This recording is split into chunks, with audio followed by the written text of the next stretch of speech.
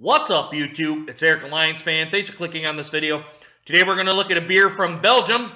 This one comes from Hoegaarden, Belgium. Should be able to give it away, guys. This is the original Belgian wheat beer. This is Hoegaarden. This beer comes in at 4.9% alcohol by volume. Don't know what the IBUs are. Don't really care for this style of beer. I'm guessing it's probably going to be pretty low. This is out of, like I said, Hoegaarden, Belgium.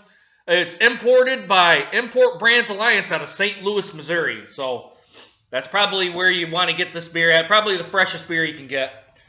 Beer Advocate gives us an 86. The Bros give it an 82. Rate Beer gives us a 87 and a 98 in the style.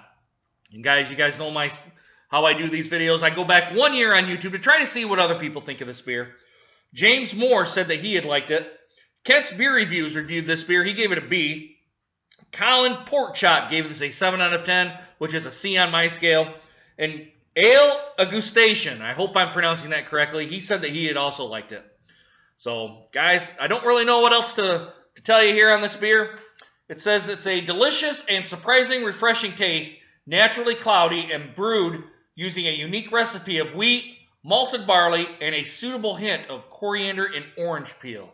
So we're going to see if those flavors exist.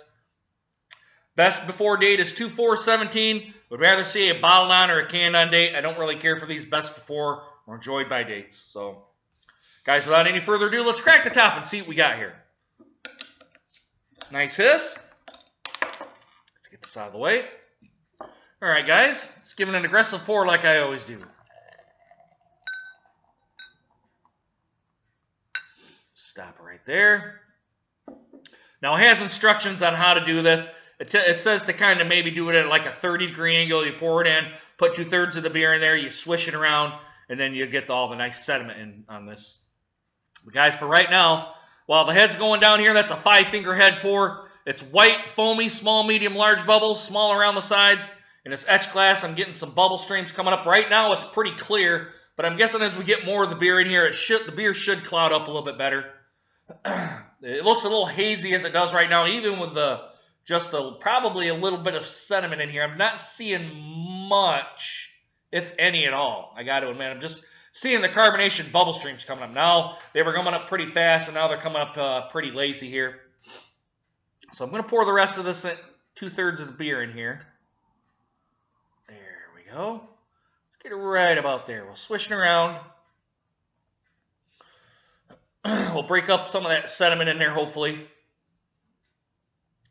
While that's doing that, let's get a nose on it. We'll see what we got here right now with it being lightly filtered as it is. Getting that whipped beer smell. I'm getting some orange peel, getting that coriander as well. You're getting the coriander quite a bit on the nose. No alcohol presence. Ooh, got some on my nose here. That's pretty much all I'm getting. Getting, like I said, very, very little orange peel. I'm getting the coriander big time. You can smell the malts that they use on here. That coriander smells nice. Although with these wit style beers, I like the coriander that they use in here. And you got to find the right balance with those, because if you get too much, you're going to kind of want to push it away, I've noticed. All right, guys, let's get some of this beer down, all right? And then we'll put the rest of it in here in the bottle. Or in this glass. Sorry, guys. Bottoms up. Bottoms up, guys. Cheers.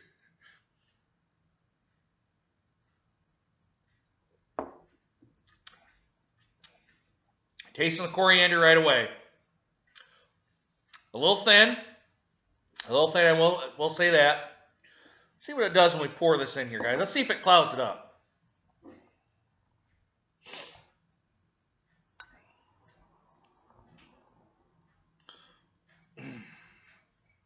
Some sediment I'm seeing in here now. There we go. Honestly, you didn't cloud it up all that much. There is some stuff down in there, but I gave it a pretty aggressive swish, and I'm not seeing really anything. But it did cloud it up somewhat. I'm seeing some floaties in here now. More of the kind of the same, more of the coriander coming out. Orange peel. I'm not tasting any of the orange peel in here either.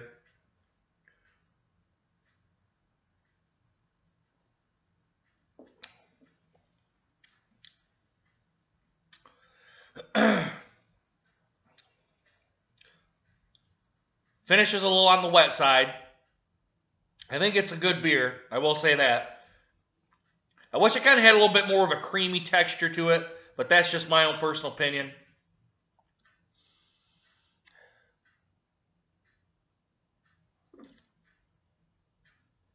Yeah, that's stuck down in there. You're not going to get it out. Unfortunately, sorry. But it did cloud it up just a little bit here. Not really a whole lot. I mean, it's not as, it's to the transparent now than it is to that clear looking style. Yeah, you're getting a coriander. You're getting a tad bit of the orange peel on the nose, but you're not really getting any on the taste. I like it because it's a little on the light side. For Hoegaarden, it's a little light. But the taste is there. If you like coriander, you're going to like this beer.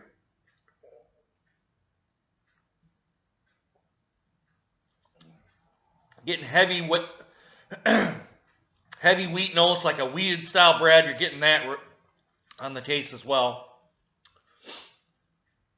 But I like it, guys. I got to admit, I like it. Is it an A beer? I don't think it's to the A category, to me. I wish it had a little bit more taste, a little bit more body.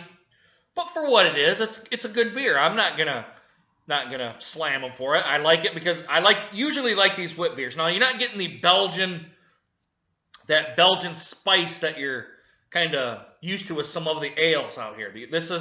You're not gonna get this with this. At least I'm not tasting it on the palate. But I think it's a good beer for what it is. At 4.9%, it'd be very sessionable. You could have 2 or 3 of these, not feel very inebriated. If you slammed it down, you probably could. But if you're like me, you're a pretty casual beer drinker, you're not going to get screwed up on this. You're not. You're not. But guys, for an overall rating for this beer, I think it's a B+. I will say that. I think it's approaching A category, but it's just not there to me. Like I said, I think it needs a little bit more body. I think it needs a little bit more on the taste too. But though I'm just kind of more or less nitpicking here. But it needs more. The big thing, it needs more body because it's a little thin. But for what it is, I mean, I'm not slamming them. It's just my own personal preference and my personal opinion. And everyone has an opinion on these beers too. You'll find people that just don't like this style and other people that love it. I'm to the point of, I usually try anything once, even if it's the worst beer on the planet. I'll probably try it. So, but guys, it's a B+ beer. I'd probably give it an 89, 88, 89, right around there. Not quite to the A category. Approaching it, but not quite there. I think 88 is probably the better score for this one than 89. If it had, like I said, if it had more body, it'd be an A- beer for sure, for sure. But guys, what do you guys give the Hoegaarden original Belgian wheat beer? You guys give it an A, B, C, D, or F? I give this a 88. My official score is going to be an 88, a B+. I think it's good. It just needs a little bit more body to it. Like I said, you're not going to get the Belgian ale taste quite a bit. It's kind of light, subdued a little bit. I'm not getting any of the orange peel either, which kind of knocks it down. Being that it has a best before date is not a big thing for me here either. Even though I still give it a B+ ranking, I just kind of want to wish they would put a bottle on date on these things. But it's probably just not going to happen, guys. We can bitch and moan and complain about all this all we want. It's probably just not going to happen. So, guys, if you've had this beer, let me know down in the comments, and also do a like, subscribe as well. And as always, guys, if you've had too much to drink, please get a designated driver. You guys know my spiel now if you've watched my videos enough. Just do not try to drive home drunk and be a hero and say, oh, I can do it, I'm fine. You're just not going to be. You're going to get pulled over, thrown in the back of a cop car, then you're going to get in a jail cell. You're going to have court fees, possible prison time. And if you're here to kill somebody, you're going to be in the slammer for quite a while. You're going to be in prison a while. And if you kill yourself, you're going to be a casket and only going to be 6 feet under, and you've only hurt your family, okay? Your friends and family. Sleep off your buzz. Go get your car in the morning. Have a buddy take you back. Get an Uber. Get a taxi. Something.